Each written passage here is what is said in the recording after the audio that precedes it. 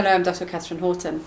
I wanted to mention the good news, which I didn't get around to mentioning in the last video. It was all about essentially the bigger picture, which I need to talk a lot more about. But now on to the good news. The good news is that I think for the first time we are holding hands together around the globe. We are all on one wavelength, and that is amazing to see. And we all have recognized the same problems, and we are now all solving them. So what I would like to give you today is an update of what has been done as a news to you. But because these things have already been done, I'm asking you to take it as inspiration for the next set of things that you're going to do. Okay? So, and then, oh God, there's just so much more that I would like to say to you. So we have all these wonderful developments, but I also wanted to explain to you. Maybe I do that before I start as an encouragement. I think a lot of the victims who have been mutilated and essentially had their life destroyed feel like they don't have the energy anymore. They just can't do this anymore, and it won't lead anywhere. And I know it looks like it, but essentially it has to lead somewhere, because we've got a tower of problems that we have to solve, which I discussed in the previous video, and we have to do something now. But we absolutely have to do something, and we have to solve the directed energy weapons, literally, I would say, within 3 months tops. Within 3 months, every last victim needs to be freed from the concentration camps or put there by the intelligence agencies. This is now absolutely urgent, and it is to do with the time scale we need for solving everything else. So we really have to move quickly. Now, this problem has been around for decades. How are we going to solve it in 3 months? Well, and I tell you, 3 months is the last person. So most of us, we have to solve this problem by the end of March. That's the truth. The intelligence agencies have to stop by the end of March for us to be able to move forward. Why is that?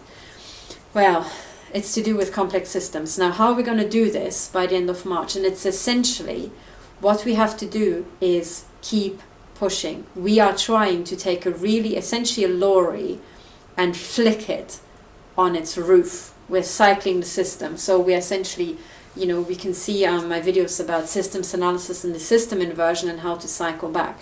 But essentially what we're doing is take an incredibly large lorry and flick it on its roof. I'm not sure if you, as a student, I hope not, but if you ever saw it maybe in protests, or if students do that sometimes, sadly, when they get really drunk, they take a normal car, and they flick it on its roof. Now, the car is usually too heavy for them to lift, even when they're drunk. And the way they do it is essentially rock the car and use the swing back to give it a bit more that flicks it over. And then they flick it on its side, and they flick it on its roof. So this is how it's done. But the hardest thing is to flick it on its side, because then usually it flips over quite easily.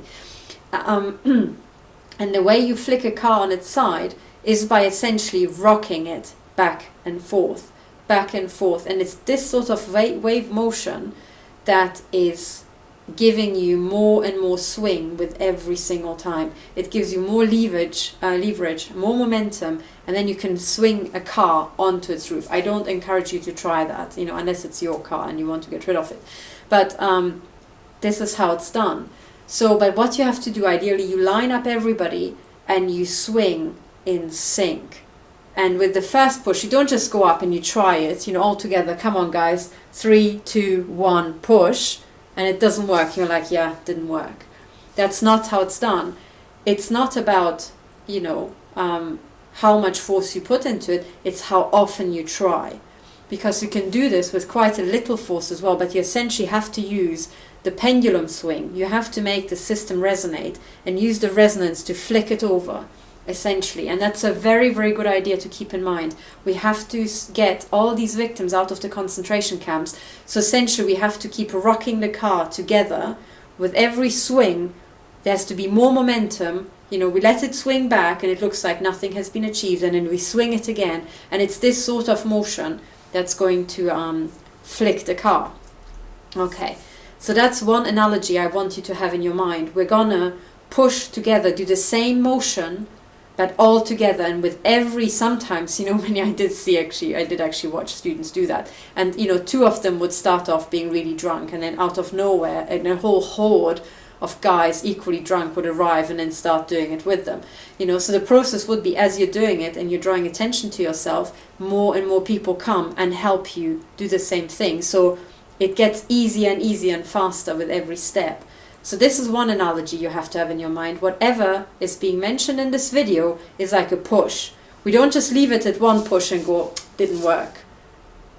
Because that's not what it's about. It's about doing the same thing again, again, again, and harder with more people until the car flicks on its side. So that is one thing. The other thing is the overall process. I want you to have these two analogies. Flicking the car on its side. The second one is the helicopter analogy, because a lot of the time when you send letters to politicians, when you talk to people, you explain what's happening to maybe your family, they don't get it. You explain it again, they don't get it. You explain it to your friends, they don't get it. And after a while you keep thinking, I'm going around in circles. Yes, you are. And you have to go around in circles, and you will continue going around in circles, but it's not about are you going around in circles or not. It is actually about how fast are you going around in circles. Like a helicopter, the blades first turn very slowly and then they start spinning, and after it has actually swung in, what you actually hear is the beat pattern. It's essentially the beat pattern that the air makes around you. So the helicopter blades are already moving so fast, it looks like there's nothing, but then suddenly you start hearing this beat pattern. Which sounds slow again, that you can hear, and that's essentially a modulated wave in the hertz range, which you can hear. But anyway, so this is the idea, that in a sense, the ground under our feet is collapsing. It is collapsing. So we have to reach liftoff somehow. We have to get out of the situation. So it's like all of us climbing into a helicopter and, going to liftoff.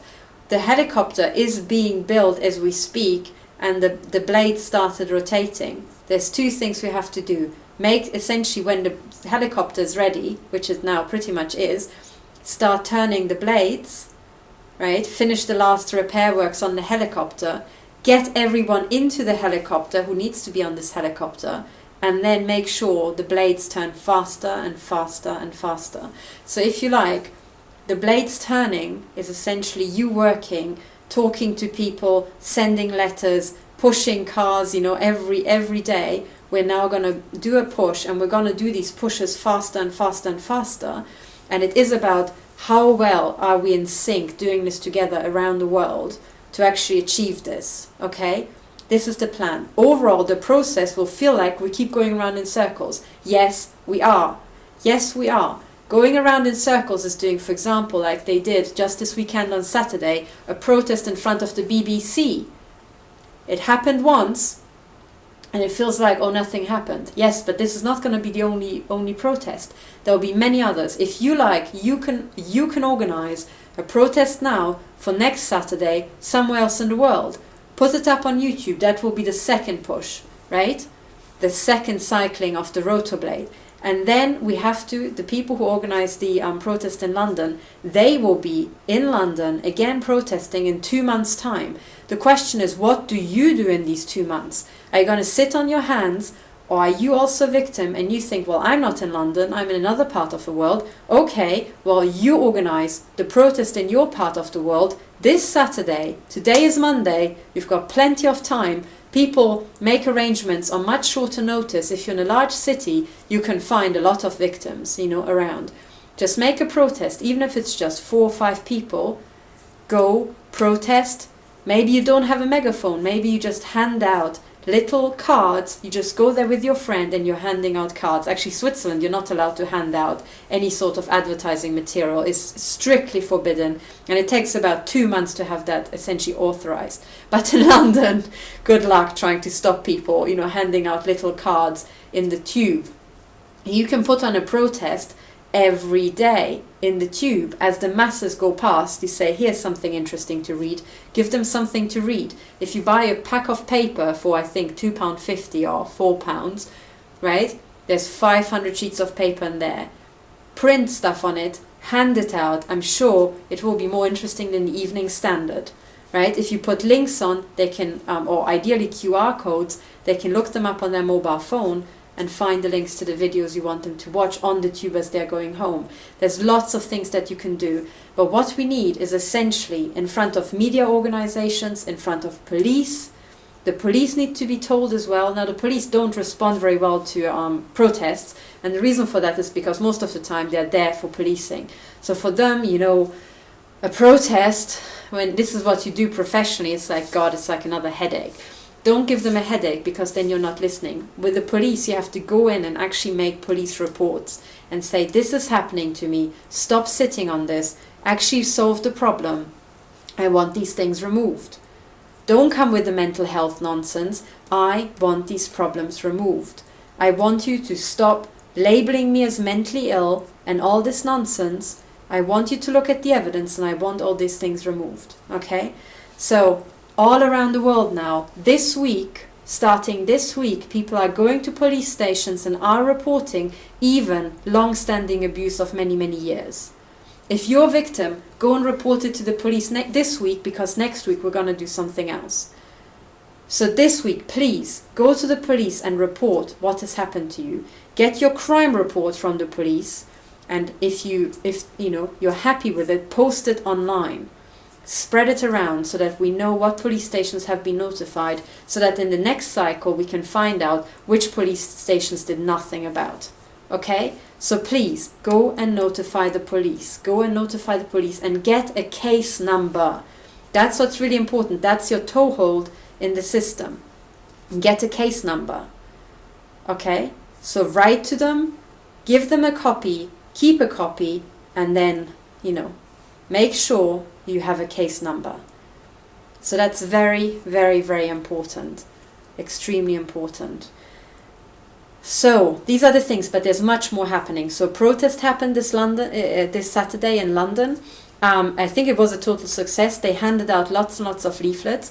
A lot of people were notified, and I think everybody in the buildings around has heard about this, and they are curious. They want to find out what's happening. So that's already the first push. People already did the first push, and now it's our responsibility to keep pushing.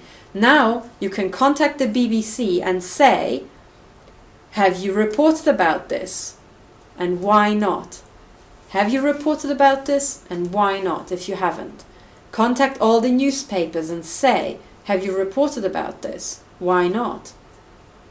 Okay, so it's not just this one push. Now comes the next push. Keep pushing the BBC and keep pushing all the other companies as well. And then other news, what we also have, some people have heard, we've got now for the people who survived actual assassination attempts quite recently, we put them on a life sign monitor. The life sign monitor can be found, I'll include the link below on my website. If you go to my website, stop007.org, on the right hand side, the right hand column, which is all about what we can do, I think it's the third one down. So the first one is how you can help, all the different steps. The second one are all the fighters, the women I work with, and also some men, but most at the moment they're only women on this page. And they are essentially people who are fighting all out to have these attacks stopped. Wonderful, wonderful women. But unfortunately, all of them are brutally attacked. They are essentially murdered in their own home. They are mutilated and they are murdered in their own home. And essentially, what we had to put them on is this life sign monitor. They check in every day, and their physical status, their life sign, is broadcast online for everybody to check. Please bookmark that page, and every lunchtime, I mean, ideally, I try to update it in the morning, but sometimes because of attacks, because I'm utterly overwhelmed, and there's sometimes delays, and then it's only there by lunchtime. But every lunchtime, a European time, so Central European time, midday, take Zurich time or Bern time if you like, the life sign monitor should be up to date. The idea is everybody checks in. At the end of the day, they say, I'm still alive. Some people check in the morning, but anyway, it's like, I'm still alive. I have survived this one day. Today I wasn't assassinated, and we list all the things that they've done to us that day, which are brutal, mutilating attacks. Since January 2016, I haven't lived one day where I wasn't actively physically mutilated by the intelligence agencies. I am being mutilated and tortured, like in Guantanamo Bay, every day. I have sexual assault, so have all the other women as well. It is utter, total degenerate mutilation, and the intelligence agencies and the guys in the military who are connected to this get away with it because the guns from the microwave emitters, they do not leave bullet holes in the wall. That's why. They damage our bodies internally without leaving traces. They leave traces on our skin, so you can see I'm pretty damaged. If you look carefully, I don't want to get too close to the camera, but you can see I'm damaged, and my knees are essentially bruised up. I've got massive bruises on my legs because they target my joints, and they want to cripple my joints. And with some women, they have crippled their joints. They're also essentially lobotomizing me by shooting into my head, trying to hit the what's it called, the frontal lobe, and they're shooting into every part of my head. And the newest thing is neurological mutilation by the Swiss Nazis run by Markus Seidler, connected with Dr. Bruno Kahl, the mutilation I experienced by the BND, and connected with Andrew Parker, head of MI5, the mutilation I experienced in the UK, as recently as last October. So, but all of you are being mutilated. I want you to go to the police. I want you every day, have a look at what's happening to us, right? And there you can also see what's normal. You can also point your police officers to that website and say, look, this is what's happening. This is what's happening. The women who are there, Dr. Millicent Black, she's essentially a human rights activist. She's a pastor, and she's trying to help other women who are being mutilated, just like she is with modern military weapons. And she is essentially at the mercy of the utter, degenerate, psychopathic, I believe, serial killer of a super soldier who's torturing her and has done so for absolutely years, whilst the police has been watching her mutilation, actively refusing help. That's Dr. Millicent Black. The fact that she survived that just shows you that she is Navy SEAL standard. So the next one, Ramola, she was the lady who sent the memo to Donald Trump. The memo you can download, by the way, also on my website. Go to stop007.org, and under the news you will see memo to Donald Trump. That has been signed by Ramola, Karen Stewart, who is also on the Life Sign Monitor. She's been in the NSA for 30 years, I think, and it has been signed by me as well. So you can find the memo to Donald Trump, you can download that and take it to the police station and say, this has gone to Donald Trump after his inauguration. This is about the crimes that are being committed. This is about shutting down the CIA on all these nut jobs and so-called law enforcement who are essentially just mutilating us, these degenerate bastards. Maybe don't put it like that to the police, but you know what I mean. So that's the memo to Donald Trump. You can take that. You can print off the Life Sign Monitor. I am sorry, I know the HTML formatting isn't correct. I did a quick hack and I didn't have to extend the table and I didn't really do it properly. So sorry, you know, maybe you have to take screenshots or just give the link to the police officer. But try to print it off. Show them what's happening. This is real. And then you can also find donation buttons, because these women all need support. They all have been essentially turned almost destitute, right, by this, because this is a targeted takedown operation. Okay? As Dr. Robert Duncan said to me, you are at the heart of a program that has as its goal your total destruction. Financial, social, physical. That's correct. And he said they're going to induce many deaths. And that's why we had to put these women on the assassination monitor, essentially. So that's what you can do, okay? You can organize a protest. You can download the memo from we sent to Donald Trump. You can prove that this is real. This is a problem all around the world. It has been covered up for decades. But the last 10 years it turned into death camp experiments. Now you can also find my opinion about what this is also on my website, linked at the top, the SOS Global Nazi Extermination Program. These are death camp experiments. We are essentially the Jews in the concentration camps, but the psychopaths in the intelligence agency and the military, And in other places like banking thought, this time we're going to murder people silently so no one notices. That's what's happening. So we are being murdered in our own home. Okay, you can't see the room, but I've got shielding up here because today they shoot into my room, and they're shooting into my room as I speak. They have shot into my head now for over a year, tried to achieve utter neurological degeneration so that I'm so fucking stupid, like the military police in Switzerland and the BND. Yeah, because these guys are totally degenerate. They are mentally degenerate. But that's essentially it. So, good news is we're now all pushing together. Then another good news is that one of the victims has finished her book. It's out now. Let me look up the reference. Her name is, she used a pen name, and she calls herself June T.I. And the book is called No Ordinary Stalking.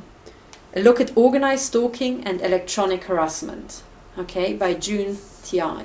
And it is being published by Friesen Press. And if you go to the following website, I'll include the link, noordinarystalking.com, all one word. You'll find everything about the book, and then also where to order that.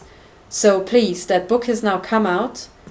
I haven't read it myself yet. This is hot off the press. I just received the message. I think she might have sent a message a few days ago, but I didn't read my email. Today I got around and I got in touch with her, and she said, yes, it's out, and now it can be advertised. So it's another book describing organized stalking, electromagnetic harassment. I'm going to read it the next couple of days, and I'll give you excerpts and anything that I can think of. To mention in the videos, but go have a look. By buying it, you're also supporting another victim. And yes, so that book, very, very important. I think I'll keep mentioning it. Also, do write books about your experience. Do share it, or make movies about it, or drawings about it. What we need is your creative energy. It has to come out of your system. You have to repair, and you have to find your voice. What's being done to you has nothing to do with you. We will not leave you alone, and you're targeted because you're actually a highly precious member of society. You are a gem in society. So we're going to get to you. We're going to free you from this concentration camp that these degenerate Nazis erected around you, and we're going to repair you. And everything you experienced will be condensed in something absolutely beautiful that you can bring about, because you understand the world in a completely different way now through your experiences. And if you survive this long, you are as hard as a diamond. Okay? So we need you. We are going to get at you, and whatever has been done to you, don't let it get into you. The physical damage will repair, because now we have some of the most amazing methods of medicine. We are going to repair it, and we're going to take these fuckers and we're going to prosecute them. Sorry, easy slip up to make. But we're going to get the bastards. We know who they are. Already the heads of the intelligence agencies have got crosshairs on them. They just don't see them. But they either stop it, literally, by March, or the end of March the latest, or they have to be removed or assassinated. Because we need to move on to all the other problems we have in our society, and we need to move on fast. So now we're all in this together, and we're now pushing all together.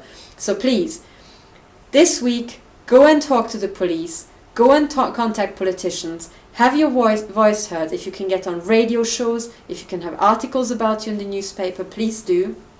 And think about where you have to shake the system to make it stop. Okay? Just putting out YouTube videos is good to get other people to recruit you, but you have to channel it into what they should do. So this is why we wrote a memo to Donald Trump to say to him, this is an issue, we're at it, it should be on your radar, right?